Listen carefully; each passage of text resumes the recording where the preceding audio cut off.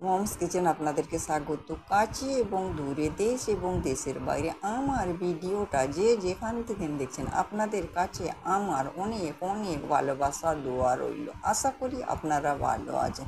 আজ আমি আপনাদের সঙ্গে শেয়ার করবো একটা মজাদার সুস্বাদু রেসিপি।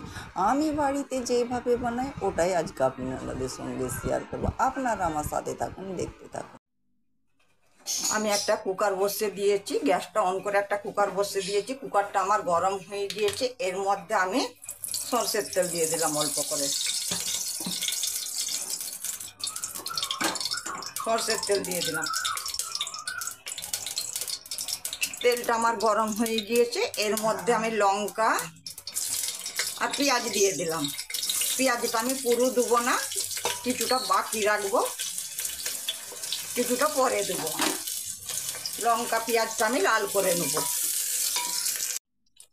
লঙ্কা পেঁয়াজটা আমার হালকা লাল হয়ে গিয়েছে। যেই পেঁয়াজটা বাকি ছিল ওই পেঁয়াজটা দিয়ে দিলাম আর টমেটো দিয়ে দিলাম। এগুলো আমি হালকা লাল করে নেব।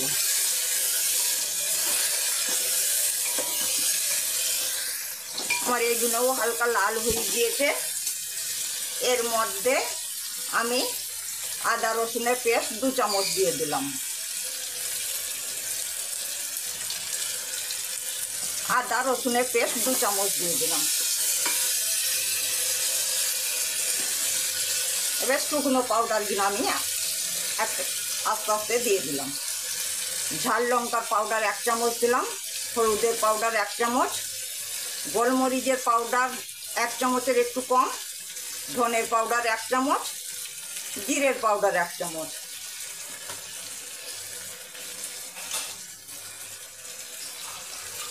আমি একটু পানি দিয়ে দিলাম।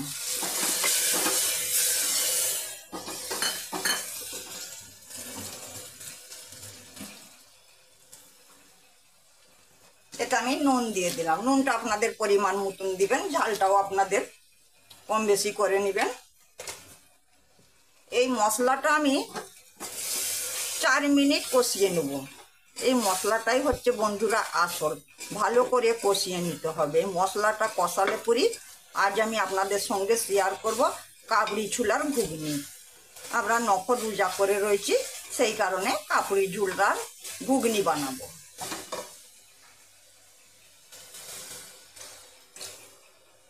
আমি মশলাটাকে 4 মিনিট কষিয়ে নেব।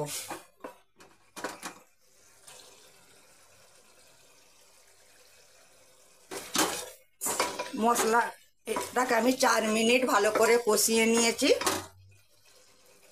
আমি কাবলি ছোলা কালকে রাত্রে ভিজিয়ে রেখেছিলাম।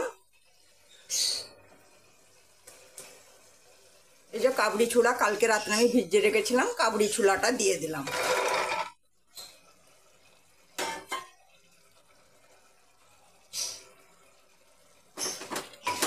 কাবলি ছোলাটা বন্ধুরা আমি কালকে রাত্রে ভিজিয়ে রেখেছিলাম। কাবলি ছোলাটা যত ভিজানো হবে ঘুগনির স্বাদটা তত ভালো হবে, আর ঘুগনিটা খুব তাড়াতাড়ি হয়ে যাবে। আর আমি কুকারের মধ্যে করছি, কারণ কুকারের মধ্যে করলে পুরি তাড়াতাড়ি হয়েও যাবে, আর গ্যাস খরচাটাও আমার একটু কম লাগলো। আপনারা পারলে কড়াতে হাঁড়িতেও করতে পারেন। এই জন্য আমার ম্যাগি মশলাটা আমি দিয়ে দিলাম। ম্যাগি মশলাটা আমি 1 প্যাকেটের একটু কম দিলাম। আবার আমি ভালো করে কষিয়ে নেব। আমার ভালো করে কাবলি ছোলাটা কষানো হয়ে গিয়েছে। এবার আমি এর মধ্যে পানি দিয়ে দিলাম। আপনারাও বাড়িতে এইভাবে কাবলি ছোলার ঘুগনি বানাবেন, আশা করি ভালো লাগবে। কেমন লাগলো বন্ধুরা আমাকে কমেন্ট করে জানাবেন। আমি আর একটু পানি দিয়ে দিলাম। এবার আমি কুকারটা এঁটে দেবো। 2টো সিটি পড়ে যাবার পরে কুকারটা একটু ঠান্ডা হলে আপনাদেরকে আমি দেখাবো। কুকারটা 2টো সিটি পড়ে যাওয়ার পরে, কুকারটা একটু ঠান্ডা হওয়ার পরে কুকারটা আমি দেখলাম হয়ে গিয়েছে। এর মধ্যে যে ম্যাগি মশলাটা বাকি ছিল অল্প, বাকিটাও আমি পুরো দিয়ে দিলাম। আর ধনে পাতা কুচি দিয়ে দিলাম।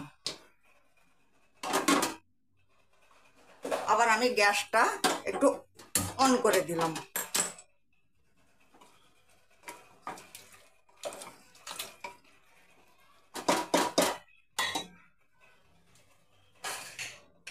আমি ঢেকে দিলাম, ফুটে যাওয়ার পরে আমি নামিয়ে নিব।